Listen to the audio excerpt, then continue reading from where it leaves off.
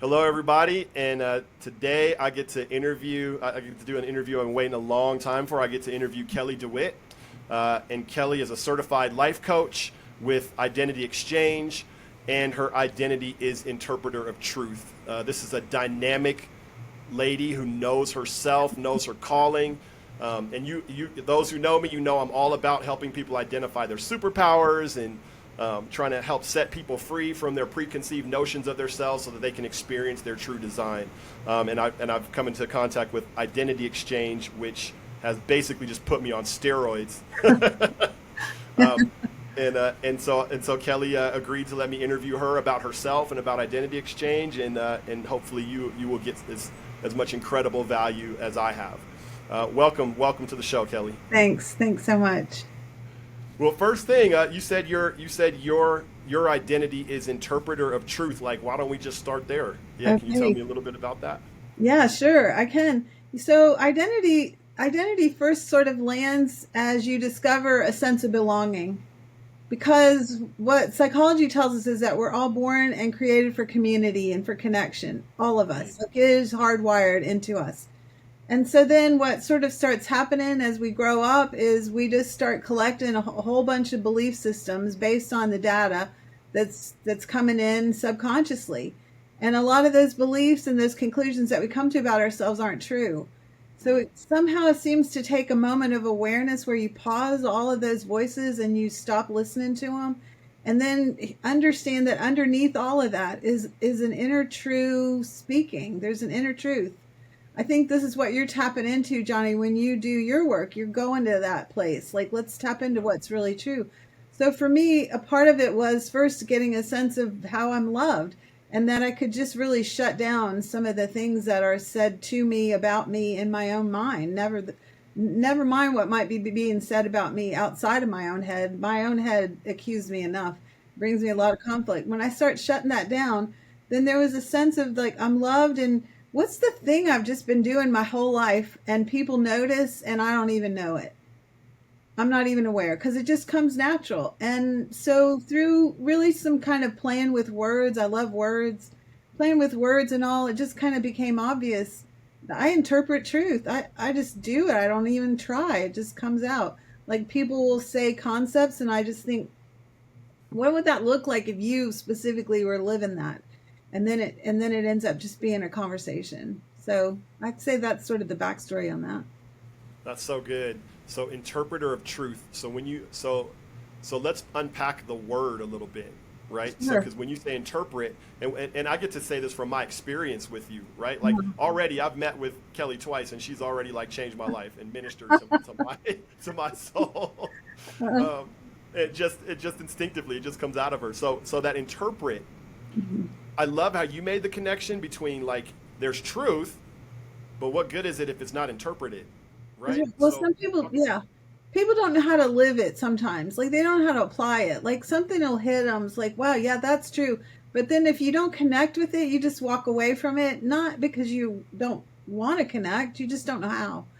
And so we just a lot of times we're walking around and we just get these big insights or these big concepts and I mean just even scrolling through Instagram, my Instagram because of the rhythms, the people that I pause on, the people I listen to, it's just full of really solid advice, really good stuff coming from all sorts of backgrounds and so it just will land in there. But if I don't take a minute and really just go like how would I walk that out, what would that look like in my life, where would that actually apply to me, I won't retain it. So that's where interpretive truth, I feel like distiller was a word I really like too because I just can just distill big concepts into bite-sized pieces and just go how does it fit for you and then help people figure that out.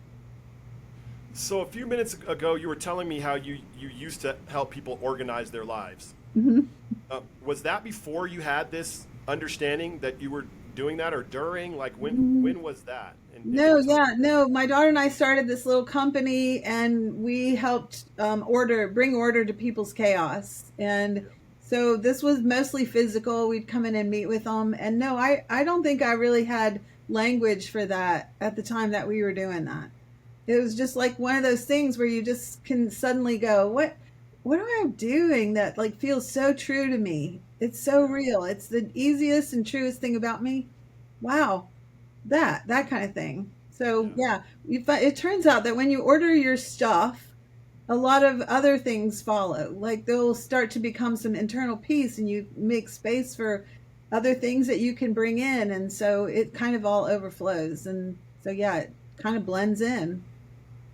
So you guide people, like even taking that as an example, people are instinctively walking in their true identity, right? At moments in their life, they're having those experiences, but they don't have language for it, and that's why I wrote the book, the Superpower Quest, was because I wanted to create a language for helping to accelerate that process for people. Um, and but it's like, but you have to read the clues in your own life, That's right. right? And Yeah. so is that part of what the interpreter does?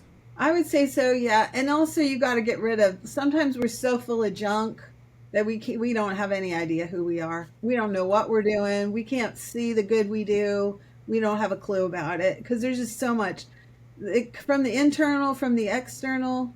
Yeah. Do you have a minute? I want to tell you this story. It's like an Yeah, illustration of this. Let yeah, me please. pause. Okay. So this is just an illustration. It's just a story.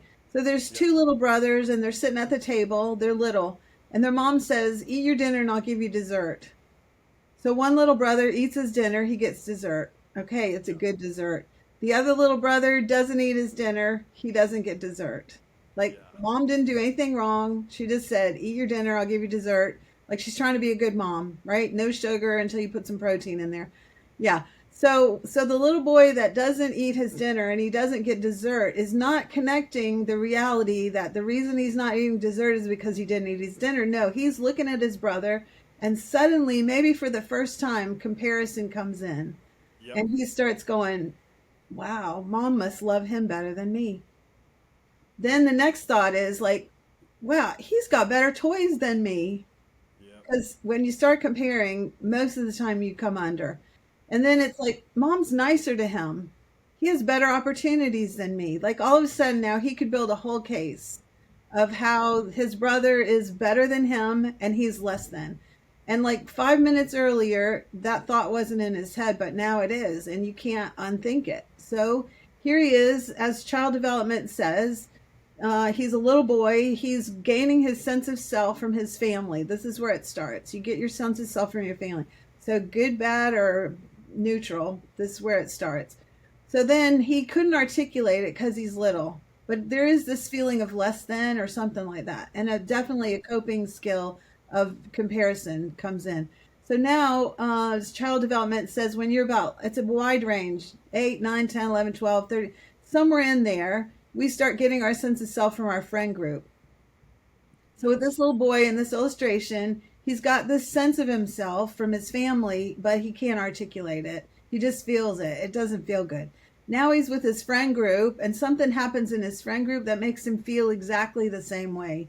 Yep. Somehow less than, not good as, not the same as. He starts comparing, he feels exactly the same. And now, suddenly, if he could consciously be questioned about it, he could probably articulate, wow, my friends don't know my family and they Yep. all think the same thing about me. It's not Yes. true, but it's how it feels for him. And so now this is now a solid hardcore belief in his heart, in his inner core. And so as he's got this hardcore inner belief, now he's got to develop some kind of coping mechanisms because that feels terrible. Like I never want to feel that again. And so what's he going to develop? Well, a lot of people develop an ability to find their lane and figure out what they're good at and just stay in it. And they just work and strive and motivate and just stay in that space where they just are constantly getting affirmed, and they're sort of building insulation, if you will, against that core lie. It's like getting fatter and fatter on the outside. So as they go through their lives, it turns out that all the things that they're doing are amazing and good, but the motivation underneath it is pain. Yep. So when that motivation underneath it is pain, then like in those thin places, there's thin places where that's going to get exposed. Like, wow, that could come out if I do that, or it could come out if I step out of this lane. So then it's motivating our choices. Like we're not going to make career changes, we're not going to risk in relationships. Like lots of things we're not going to do because that I could move into that space that would bring up that feeling again. So we don't. So I talk to people in retirement who now no longer have that sort of trajectory of striving, overcoming, staying in their lane, and they don't really know who they are because what they've actually been motivated by is something false. Yep. So that's this track. Then there's another track that's just like this kid just goes, "Yeah, that's true about me and I'm not even going to try." So Yes. we see tons of people like that and they just live from the lie. Like the lie's there and it must be true and there's nothing I can do. And so then so in each case, the motivation down inside is not truth, it's pain. Yeah. So when we talk to people and we are inviting them to just stop all the noise and listen and hear who you are inside, you can't just automatically say what you're good at is what your identity is, Right. because what you're good at might be motivated by pain, Yes. kind of inner pain. Yeah. That's a longer Oh, story for an answer.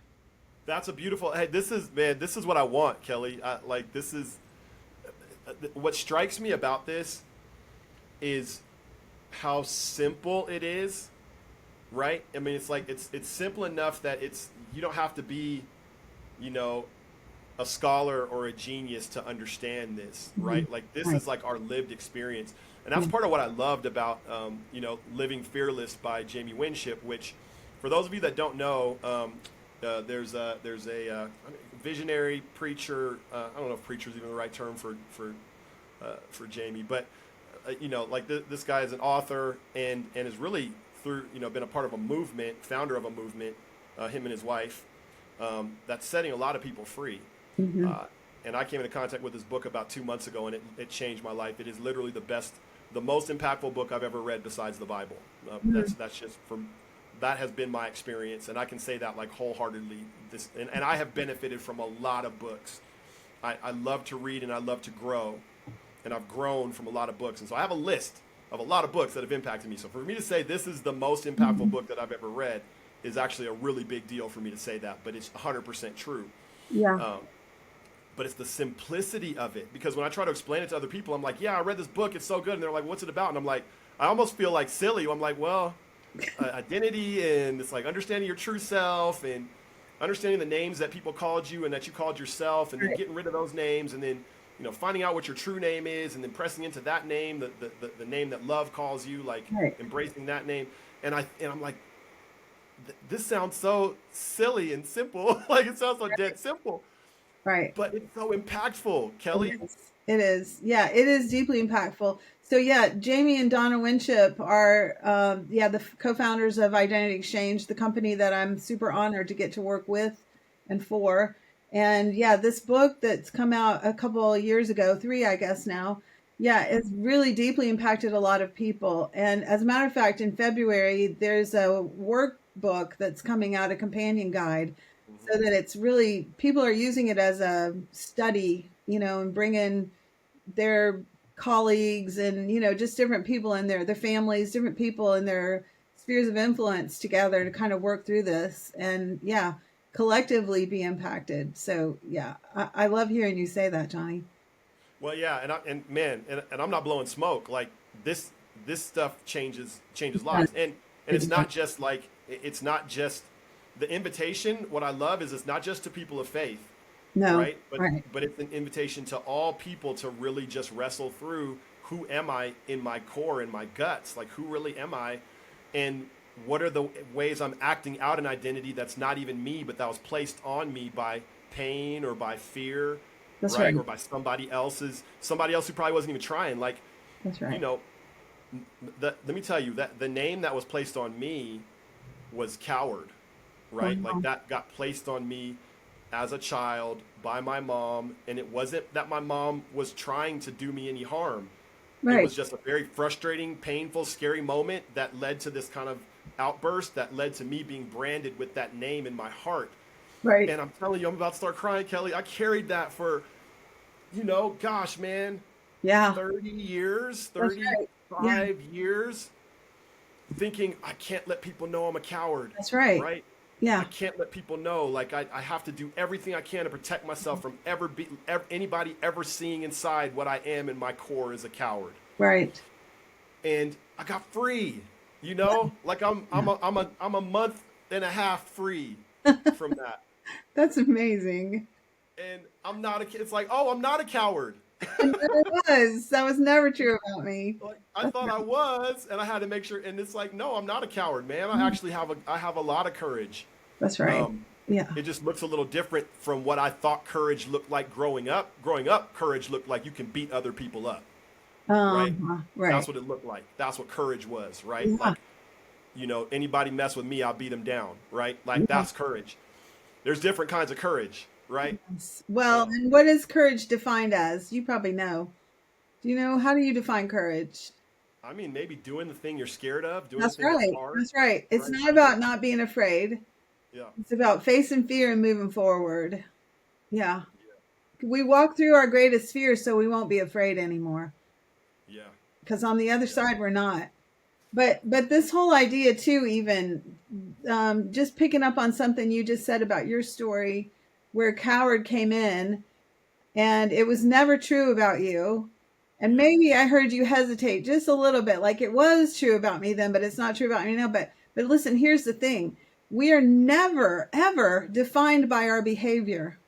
yeah, So I don't care if you did act in a cowardly way; it still doesn't yeah. name you. Right. We do have the opportunity to make choices, and we are constantly making those choices. And when we make choices that are rooted in fear, we will make cowardly choices. Yeah. But it doesn't name me just because I make that choice. All it really says about me is that there's a wound and I'm operating in it. Yes.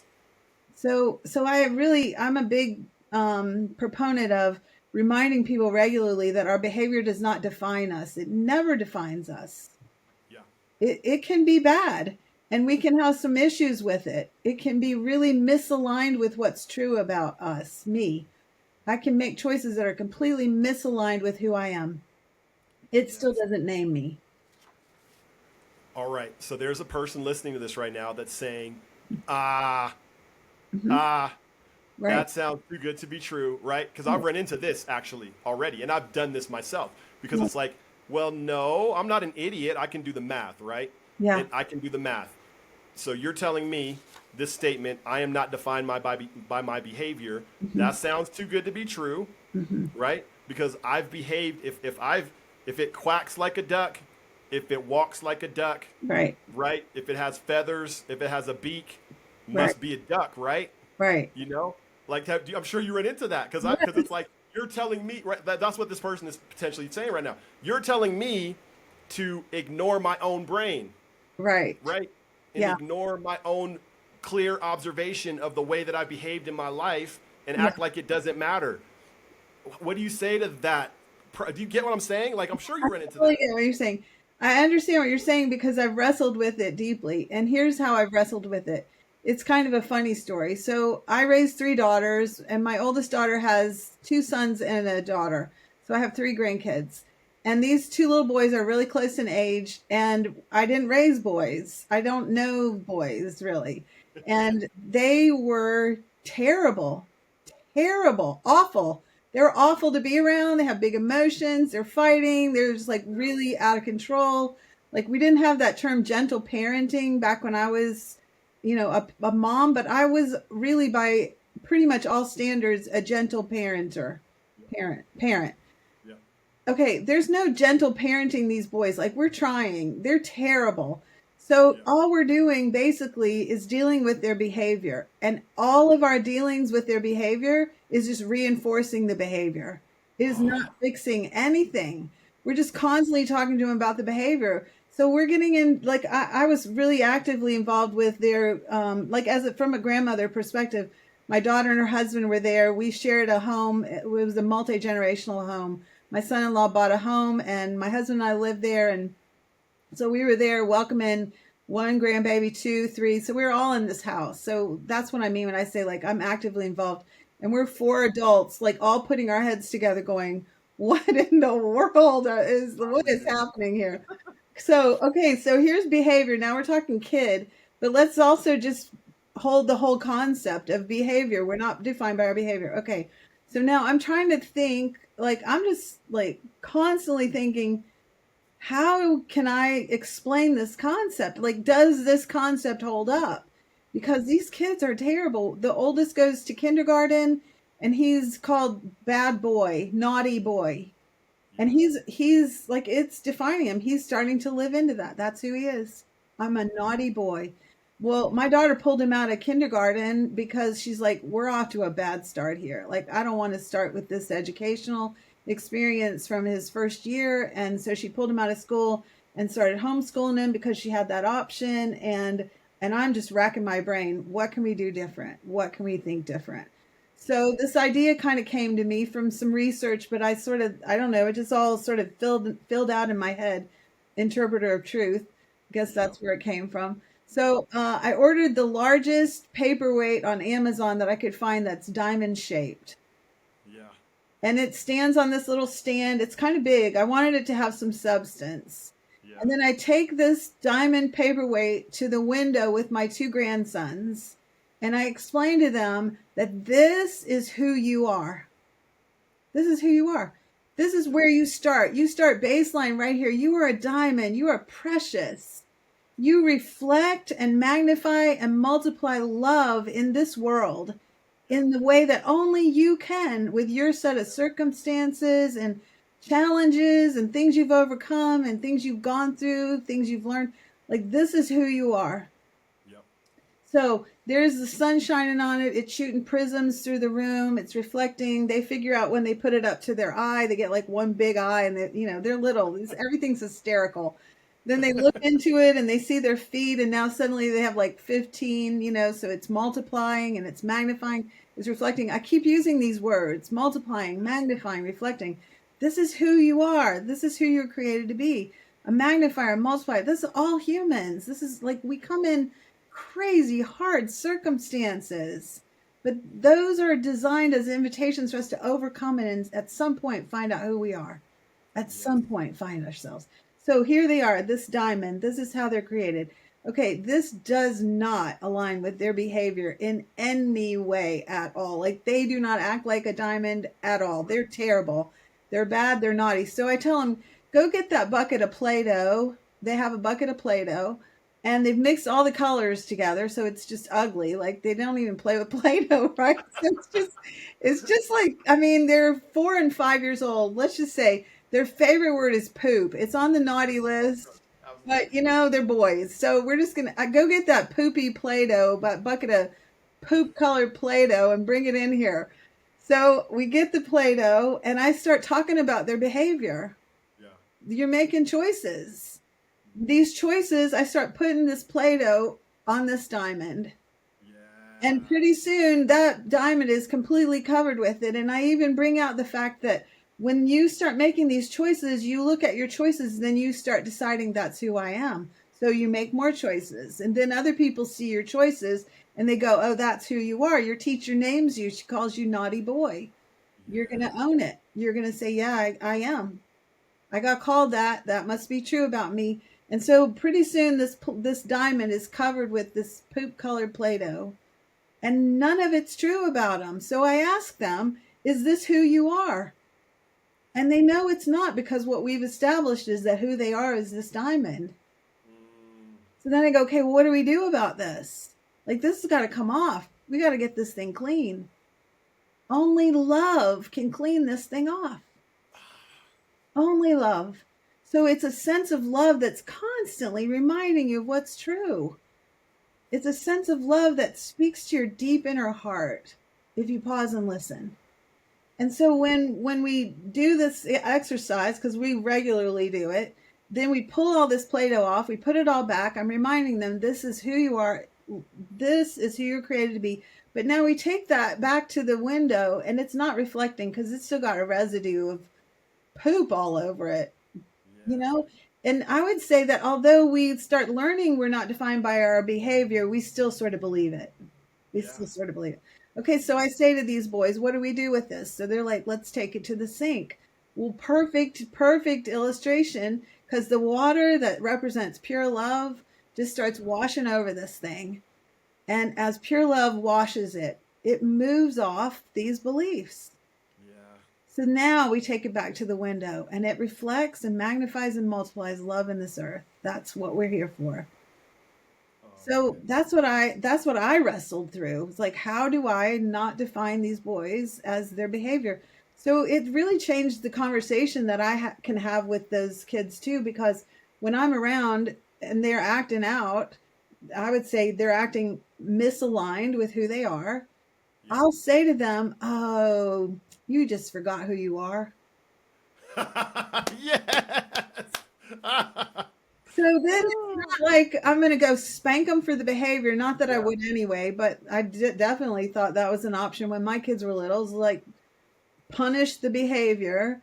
Instead, I just go, "Oh, you forgot who you are," and I just try to pull them close. And I'm not going to, bluff anybody and make everybody think that, oh, they just surrender to me. And no, like sometimes they're just like stiff and screaming, and I just grab a hand and take them for a walk and say, "You forgot who you are.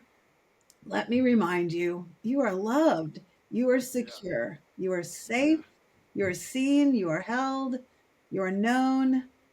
And when you forget who you are, or you never knew who you were, you're going to only ever grab behavior. You're always going to grab it. And it's not going to be aligned with who you are because you don't know who you are yet. So this is the whole point. It's the point of your work. It's the point of our work, is helping people get realigned with what's true about them, who they always were, so they can walk in that truth and recognize, yeah, I get to choose. Am I going to choose to live in who I am? I'm going to choose to operate in what's been told about me or how I see myself. And off we go. Oh, that's so beautiful, Kelly. And I'm gonna throw a quick shout out here. So are you aware of a guy named Josh Straub? Josh and Christy Straub, I know who that run. name. That's an author, right?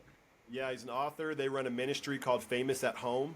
Okay. Um, and they wrote my favorite parenting book, which is called Safe House. So Safe House came first, Yeah. Uh-huh. and then Famous at Home came second. But I actually asked, I asked Josh if he had heard of Jamie Winship after I read the book and the movement, and he actually told me he had and was like super interested. But but what you just said has massive implications for parenting, like specifically parenting, right? So Right. there needs to be a connection there between your movements, actually, if there hasn't been already, because what he's got over there is gold. Like Yeah. what they're doing, what they're teaching is gold. Yeah. But I think paired with this, what you just said, Hmm. talking about magic, man, Yeah. because I've started to see this with my own kids. Hmm. And there is a line, right? Like there's a line. It's hard to. There's a point at which this starts to feel like manipulation. So if my kid is acting a certain way, and I just say that's not who you are, that's not you're not being who you are. You're not being who you really are, No. right? Mm-mm. There's a way I can do that where Yeah. it's like, you know what I'm saying? Like Yeah. I don't know how to articulate that, but I've felt a couple times with my kids. Oh, I think I'm approaching this line, Right. right? Yeah. Because they're having experience that's very real to them, and I'm coming into their experience and saying that's not who you are, Uh-huh. and it's causing resentment, Yeah. right? Right. Whereas, but I think you probably put the right, like maybe the way you said it maybe gives me the clue that is who you are is loved, right? I'm not saying that's not who you are, put on a different set of behaviors that are more acceptable to me, Right. right? Right. I'm Right. saying that's not who you are because who you are is loved. Who you are is loved, and when you are feeling loved, and when you are feeling safe, and when you're feeling like you don't have Accepted, to defend yourself, seen, right. Yeah. right? And I have a son. He's the most beautiful. I have an 11-year-old son, Jaden. He is so gentle and beautiful and enthusiastic and encouraging. I mean, he's a nurturer. He's a Mhm. connector. And but man, when he gets mad, when he gets triggered, oh, he can be mean, Uh-huh. you know. Uh-huh. Um, but I am starting to see like, oh, and it's kind of like you said, oh, you just forgot who you are. That's You know right. what I mean? You That's just right. forgot. You don't feel safe right now. You don't feel. there's something that you feel like you got to defend in yourself and prove in yourself. That's right. And and it's always because you got triggered by something your Mhm. sister said or something I said or made you feel less than. That's right. And now this is happening. Yeah, But usually the interaction ends with me holding my son, that's right. right? Yeah, And and him kind of the tension kind of coming out of him, and it's yeah, like, okay, I'm safe and that's I'm right. loved, and you know, whatever I said when I was mad. I love this. Fred Rogers said this. Fred Rogers, Mr. Rogers. Yeah, He said this. He said we can be really mad at each other, like really mad, like really angry, like we feel like we hate each other, and we still love each other. We're just mad, you're right? We right. still love each other, but we're just mad. Right. And that might sound common sense, but kids actually need to hear that a lot. I'd say Mhm. that to my kids a Yeah, yeah, lot. yeah. Oh, That's we're mad right now, aren't we? We still love each other though, right? yeah. Because what Jamie Winship says, well, he explains it. I'm sure it's not original with him. It's a concept, but I've heard him teach it. That anger is always the emotion that flares up to cover a sense of injustice, real or Yeah, perceived. So yeah, yeah, so our kids get really angry because they're sensing injustice. So if we really want to talk to them about their anger, we would just spend some time with them, maybe not in that moment, but just say, when that happened, what injustice were you experiencing? Like, then they're going to yeah, tell you, I didn't think it was fair that you said this, or I don't think it's right that so and so did that. Okay, well, then there's an opportunity to talk about that. But yeah, yeah, I love that you brought up the point of how our words can really be the same exact words, but they can sound accusing. yep, That was also the thought. Like when you where you went with that was that we're not reminding them to act in a different behavior because a different behavior is their identity. No. We're right, reminding them to act from a sense of belonging, who they are and how they're loved. That's where we're reminding them to come back to. That's ground zero. But then just the way you were saying, how it can be so scolding and shame filled, yep, like, this not who you are, and we're shaking our fingers and like that. No, that's not it. These words have to be invitational.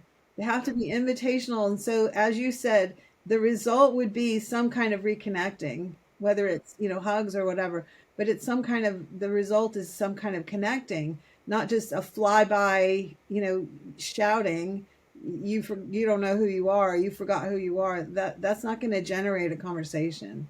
So yes, yeah, I like that you're bringing that point out because it's not helpful if we're not connecting. yeah, yeah. It's coming from like that's a nuance that I understand, having tried to live this out in my family a little bit, Yeah, and seeing, oh, I can see how even I could take this the wrong way, you right. know, Yeah, and if I'm responding out of my brokenness, right, your behavior is embarrassing me, and right, now I've got to stop this, or you're disrespecting me, and I've got to right, stop this, right, right? And it's like, so I'm gonna use this new language to right, do the same old thing, right? right. Oh, dang it. I hate that we do that. Dang, it's right. I know.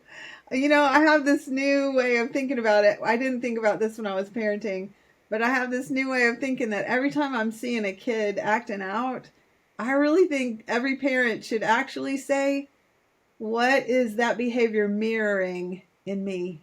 Mm, It's not a fun exercise. And yeah, you can definitely go into your logical, rational mind and talk yourself out of that question because you'll say, I never act like that. That's true. You're not going to show up as your child acting that out. But whatever is underneath that behavior that's going on in that kid, it's probably going on in you. And you yes. think they don't see it, but they feel it. Uh, So uh, it's uh, crazy. It's crazy to just think that, in even maybe not always in the moment, but at some point in the day, if there's been some behavior that was really, unwelcome, you would pause and go, where is that a mirror of something going on in me? yep. Hmm. Now you're getting down to it, because now you're talking about the real work, right? The Yeah, real work is transformation. that's right. We Yeah, want the work to be just words I say that other that's people right. do, Right. right? Like that's easy. It's easy to say words. We like that better as a mechanism to change other people because we think we need to change other people. Mhm. I personally, I'll make it personal. I think I need to change other people. And I'm good at speaking. I'm an orator. So Right. like, why shouldn't my words do Right. it? Right. That's easy. That's easy for me to say some words. But now it's like, oh, okay, but maybe it's to live transformed, right? Mhm. To live transformed is the way that I can invite, I love your word, invitation. I can invite people into change. I can invite people into growth Yeah. if primarily if I change, right? If I can change and transform. Mhm. And that's, we don't like that because there's Mhm. no shortcut to, it's not Mhm. like, I can't do that in 5 minutes. Right. Just, right? No. Um, Yeah. Yeah, and it's a little bit self-costly, because we're going to feel things, we're going to have to process through things that aren't don't feel good. But yeah, one of the at Identity Exchange, one of the foundational concepts that we work around is this statement. Jamie Winship says this: "My present situation is not the source of my pain. My present circumstance, my present situation, whatever the situation that I'm finding myself in, that is not the sort. If I'm experiencing pain in that situation, if I'm triggered about something, I'm dysregulated, something's going on inside of me, and I'm wanting to either be angry, withdraw, protect myself, attack, whatever. Okay, if I'm feeling all that on the inside, it's not because of my present situation. yeah. Okay, that concept, I mean, I want to say I wrestled with that for months probably, because I Yes. want to point at that circumstance Yes. and say, if that was different, if that person was different, if that thing was different, if that job was different, if that coworker was, if that was different, I would be fine. Okay, but that's not true. It would Yeah. just be different. You'll find yourself in a different situation, and it'll be Yeah. the same old me. There I go. At wherever I am, there I go. Or there, wherever I go, there I am. There's the saying. Yeah. All right. So that one's hard. That's hard. That is hard. Oh man. See, and this is another one of those moments where there's the listener that's going to hear that and say, "No way!" Like that is a I that know. like I'll put it a different way. You are not my problem, right? Like you are not my problem. Like if whatever situation I'm in, right? I'm saying the Yeah. theoretical you, not you, Yeah. Kelly. But Yeah, no, I know like what you mean. Yeah. if I'm having a big fight with my wife, Yeah. it's because she's my problem, Right. right? I'm having a Her fight with my behavior, kid. her, something about her. Yeah. Yes. Right? Like so often it's there's also circumstances, Yeah. but a lot of times it's with people. Like Right. you're It's my true. problem. If you would just change, my That's problem right. would go away. That's right. And it's like, and the reason people it's hard to do this mental somersault is because maybe that person is doing negative things, For sure, right? they are doing negative things, and you're not letting them off the hook, but Yeah. you're recognizing that in the midst of this negative, impossible situation, I could still have clarity and peace. And Yes. in my own clarity and peace, I could recognize I am not participating in that, or I am not, like, then it's just really obvious where what's yours and what's the other person's, what's mine and what's the other person's. Yes. But when we're constantly allowing another the situation to just stir stuff up in me and keep pointing to it, and I'm never going to get to clarity. Yep. So it's really like, I just often think about the James Bond movies where he just walks through bombs blowing up all around him, and he's just got that cool strut. He's just walking his walk, and you can see all the gas and the fire and everything in the background, and it's just like Yep. he's just strutting his stuff right through that thing. Like that's what I think about. Like in the midst of this situation where somebody else's woundedness is getting all over me, and I'm acting like it's mine and I'm reacting to it. No, instead, somebody else's woundedness, the only thing I could do, really the best thing I could do, is just go, you need to get up on the other side of the bed. Just like that. Even if I don't say it, it's just like, oh, something's Yeah. hit that person wrong. And Yeah. so Yeah. then you can just have the ability to look into that situation and see what's broken about that situation, Yep. and not react to it, act it over again in yourself. Yeah, so could just walk right through that thing and see with clarity, okay, I'm not participating in that. That I'm putting boundaries around that. I'm staying in my lane. I'm staying in the truth of who I am. I'm just going to walk through. So Yeah. So then this also has the possibility of feeding narcissism. Yep. And so, like, it can all, like, every truth has a counter truth. It has a Yep. counterfeit. Yep. So that is a reality.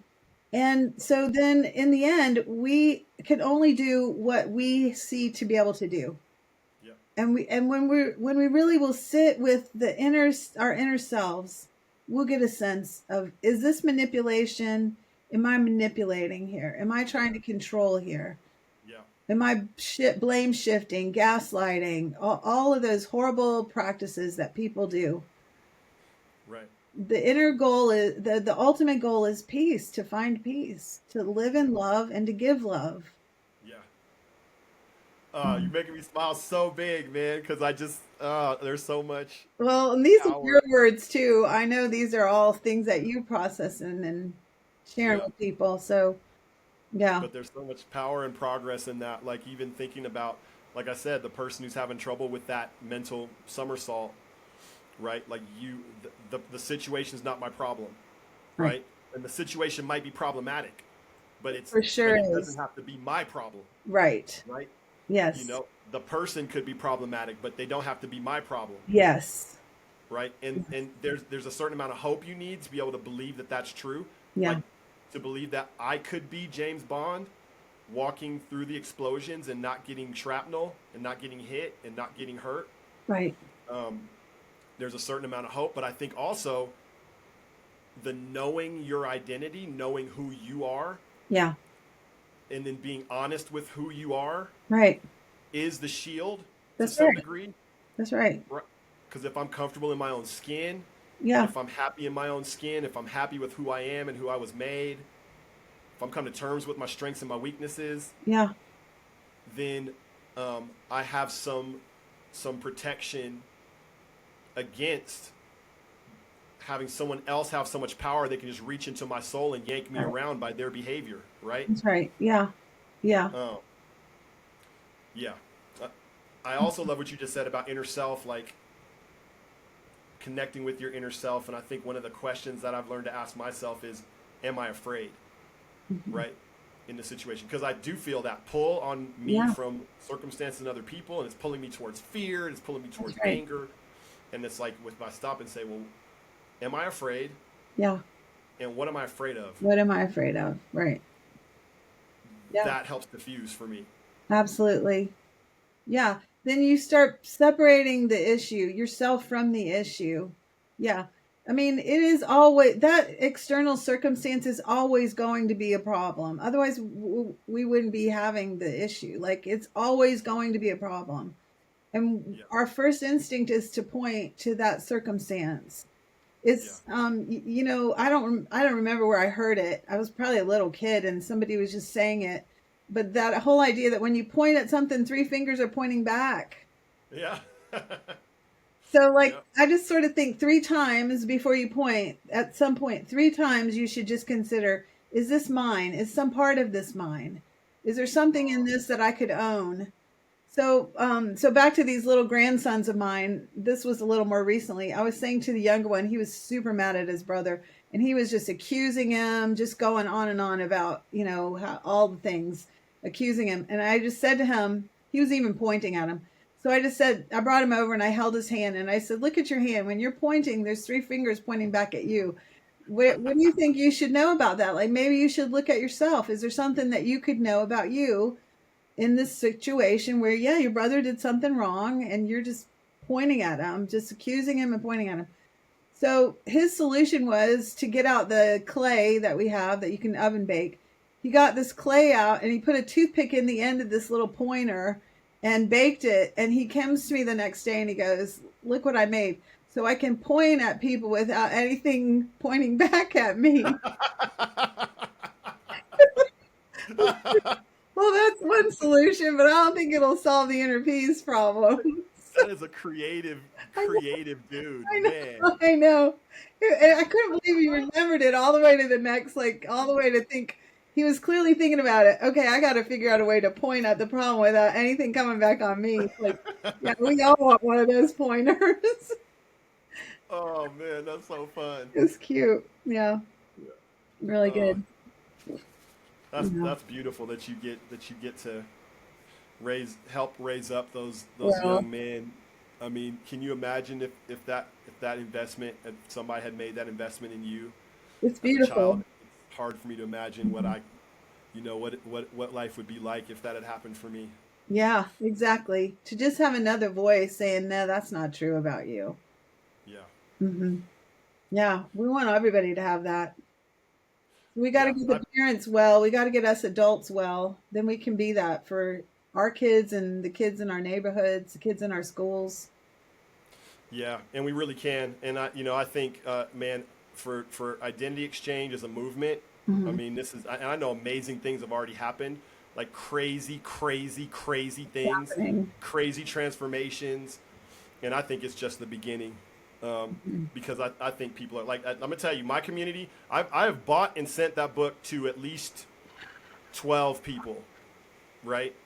And because I love to send people books because it's I could spend $10 and I could potentially change your life. Like it's like Yeah, potential if it has even a tenth of the impact in someone else's life that it's had in my life, yeah, their life is changed forever. It's sure. altered. Yeah. Um, and we're ready. Like I think people are ready for this message because we're tired of living with all the shame and the Mhm. disapproval Mhm. and and just even a glimpse of hope that there's another way to That's live right. besides all this pressure and this stress to perform and produce. That's right. We all know it's toxic.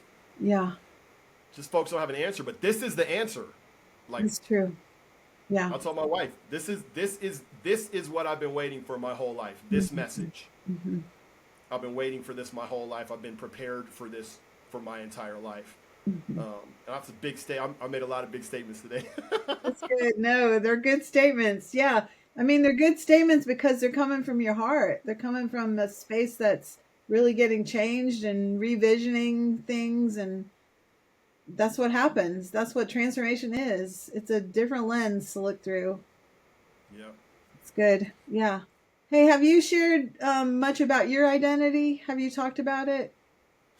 I have. I mean, I talk about it personally. I haven't really. This is my first interview for the newsletter. So, Uh huh. um, like I've written a lot of Sure. Yeah. passages, and but I don't know that I've said publicly like my identity is, or is the creative connector, Mm-hmm. and the hearer and holder of hearts is my Mm-hmm. identity, Yeah. um, and and creative connector is interesting because it's one part creative and one part connector. So Yeah. those two things have defined me forever, really, Always. Yeah. right? Like I'm very creative. I love creating. I'm an artist. I'm a poet. Like that's how I move people is through the Mhm. arts Uh-huh. and just talking and loving people. Like, but creative. And then connector is man. I'm just always I make friends. We'll talk for 5 minutes and we'll be friends. Mhm. It's hard to not be friends with me. It's hard. It's hard. Some people can do it, but I it's hard. doubt it. I doubt it. It's hard. And dang, I just love it. I love it. Like knowing that, and Yeah, then being able to go and just be like, man, I'm the creative connector. What is the creative connector going to do today? You that's know? right. Yeah. And it's like it's just my life is just blossoming, and not like it wasn't before, Yes. but this is like gas got poured on me. Yeah. If I'm a fire in the metaphor. Sure. Yeah. Yeah. Yeah. Yeah. Yeah. Yeah. No, I mean, I know what you mean. Yeah. That's beautiful. So then, even as we were talking a minute ago about that diamond Yeah.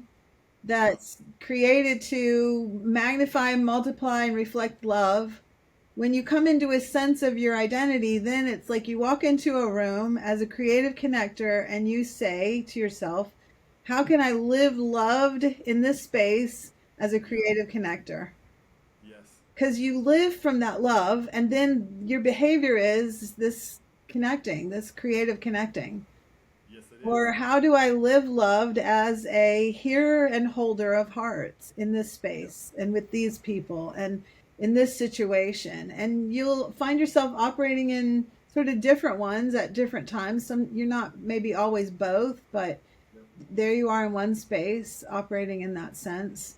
It really was a sense of being loved and seen and known that helped me be able to operate in the fullness of the kind of like the safety of being an interpreter of truth without fear of it coming back on me, or what if I say the wrong thing, or what if people don't like me, or all of those things. Like, it came to first have to be knowing that I'm loved. So For that's sure. exactly where you're at and what you're describing. That is the game changer, and it's the Mhm. thing that's so hard, right? Like, you can know your gifts and know that you're good at Mhm. XYZ, but operating as if you were loved as you are, Mhm. and because all of a sudden the stakes are not so high, right? Right. Like if I think anything that I do can, I'm just one step away from disappointing everyone, or I'm Right. one step away from being out of the family, or I'm one step away, right? If I think there's anything I can do, and then I know my own frail heart and how many mistakes that I make, and so I'm walking around like James Bond in the minefield, except I'm scared because Right. at any moment I'm gonna catch some shrapnel or something's Right. gonna hurt me, and it's gonna be catastrophic because I'm afraid. Right. But if I'm loved, the stakes are not so high. I can mess up and still be loved, That's right. right? Like, and Yeah. and I still blow it a lot. Like, I'm actually feel like I've got permission to blow it more. Like, Yes. I'm taking more risks than I've Mm. ever taken before, Right. and some of them are not panning out. Well, yeah, but if you don't live for that, then like you feel the comfortability to take those risks because they don't define you. Right. If it doesn't go as you thought, we just pivot. Welcome to life. It's a learning opportunity. We would have no inventions, none, if our inventors were paralyzed by failure. Yes. It's Yes. like, oh, well, that didn't work. I learned something. Let's do it different. Yeah. I see this metaphor of a dancer. Like, if you watch like a high level dancer, Uh-huh. like, you got to be able to relax.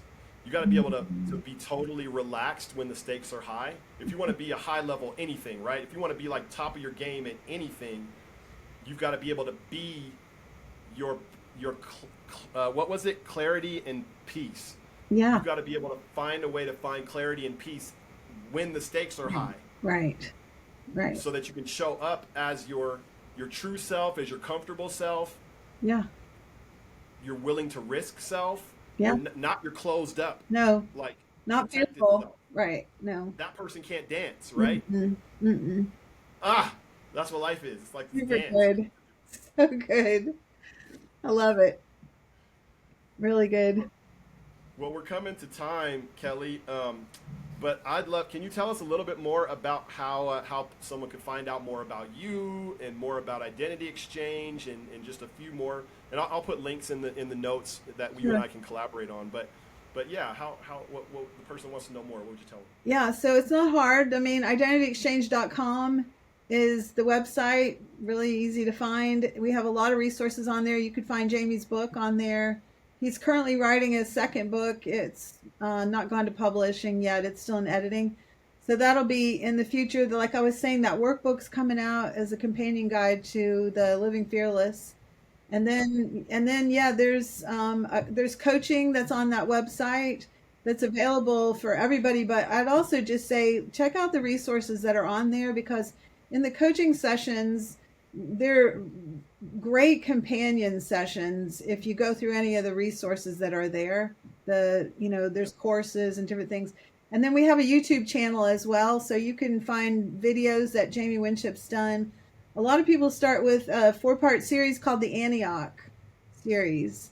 And it Okay. was a youth camp that Jamie was speaking at, I don't know, several years ago now.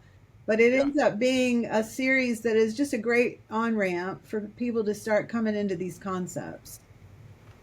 Yeah. I'm almost through the four. I've done Okay. two and a half of the four, I think, at this Right? So point. they are a good introduction So to the good. concepts. Yeah. So good. So then I can. I was going to ask you, were there some favorites that you had, like in terms of links, and so I'll link people to those four Mm-hmm. Antioch series Mm-hmm. talks. They're so good. I've let my kids listen to some of them, um, Good. and Good. they've loved it. So Yeah, good. um, Yeah, so that's where, and you can find me. I'm on the coaches page. Yep. So I'll link people to your page as well. Thanks. But Keli, interpreter of truth. Um, Thank you so much for who you are and what you do in the world. And I don't know. I don't know how to even give words to it, to be honest. Like this experience of just even getting to know you and getting to interview you has filled me up for sure. And I'm sure anybody that participates, that listens, is going to be filled up Thanks. by the inspiration that you are. Thank you. I appreciate it. Johnny, I think of us as at the beach. I don't know if you've been to a beach where you can see really long and far. And on the days where there's those big barrel waves, like the ones that surfers take, and you can see them out there and they just run for as far as you can see. It's all one wave and it's Yeah. going to all wash up on the beach pretty much around the same time. I just Yeah. think that there is this movement of a whole bunch of people with a whole bunch of different like kind of ways of saying it, all sort of speak in a similar language, and it's like this long barrel wave, and we just all get to hit that beach and reach the people that are right there in our spheres of influence that can hear it with the words that we use, as opposed to some words some other people use. So Yes. yeah, I'm just thrilled to meet you. Know that we're part of the same wave. I love the work you're doing. Yeah, just want to say thank you for your work as well. All right. Well, I feel that in my heart, Keli, and I appreciate you. And we'll talk later. Okay, thank you.